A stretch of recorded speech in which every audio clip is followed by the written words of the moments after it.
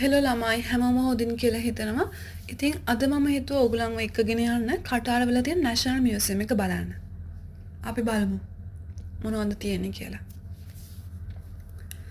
ඕගොල්ලෝ එනවා මේ කටාර් මියුසියම් එක බලන්න. ඕගොල්ලන්ට ටිකට් එකක් ගන්න වෙනවා. ටිකට් එක රියල් 50ක් වෙනවා. ඕගොල්ලන්ට ෆ්‍රී යන්න නම් වැලිඩ් කටාර් ID එකක් තියෙන්න ඕනේ.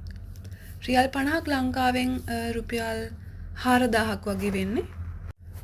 හරි ළමයි දැන් මියුසියම් එක ඇතුළට ඇවිල්ලා ඉන්නේ. ඔයගොල්ලන්ට බලන්න පුළුවන්. ස්ක්‍රීන් එකෙත් බලන්න පුළුවන්. වැඩි විස්තර ඕන නම් නැත්නම් නිකන් බලාගෙන යන්නත් පුළුවන්.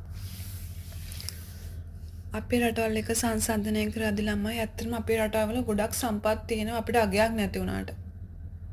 මේව හොඳ තාක්ෂණයට හදලා තින්නේ. හරි ළමයි එහෙනම් ඔහොම බලාගෙන ඉන්න ඔයගොල්ලෝ. මේ හැම දෙයක්ම ළමයි 3D ක්‍රමයට එක්ක තමයි මේගොල්ලෝ මේ නිර්මාණය කරලා තියෙන්නේ මේ කෞතුකාගාරය. අපි බලාගෙන ඉමු තව. මට තව වැදගත් දෙයක් ඔයගොල්ලන්ට පෙන්නන්න තියෙනවා. මම මේ බලන් ඉන්නේ කොටස එනකම්.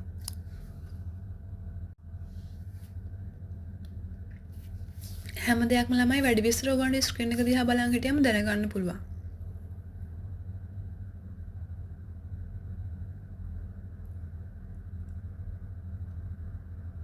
ඇත්තටම මේ කටාර කියන්නේ ගොඩක් පොඩි රටක්. මේ තියෙන ළමයි බ්‍රේල් ක්‍රමයට තමයි ඒ නෝට් එක දාලා තියෙන්නේ.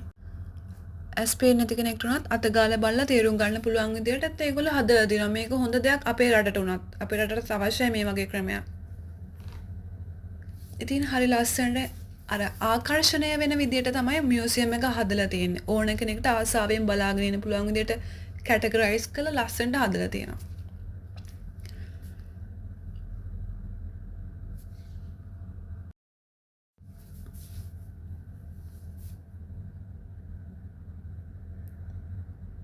මේ තමයි මියුසියම් එක එළිය.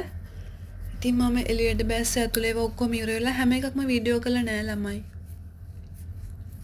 මේ කුණබට වලින් හදලා තියෙන කූඩාරමක් වගේ එකක්. ඒකත් හරිම ලස්සනයි. සද්දෙත් ඇහෙන ටොක් ගාලා. මමත් පොඩ්ඩක් අස්සේ මුල්ලෙන් ඉන්නවා. ඒක හරිම ලස්සනයි. මම පේනවා එළියට ගියාම මේ තමයි එළියට ගියාම ඒ කූඩාරම පේන විදිය. ලිඳකුත් තියෙනවා. මෙතන ඇත්තටම ළමයි පොඩි පොඩි ගෙවල් වගේ තියෙනවා. ඒත් ඇතුලේ මුකුත් නෑ. ඇතුලේ හිස්. සමහරට ඒගොල්ලන්ට මොන හරි තව රෙනොවේෂන්ස් කරන්න තියෙනවා ඇති. මේ තමයි එළිය. එළියට ගියාම කොහොමද පේන්නේ?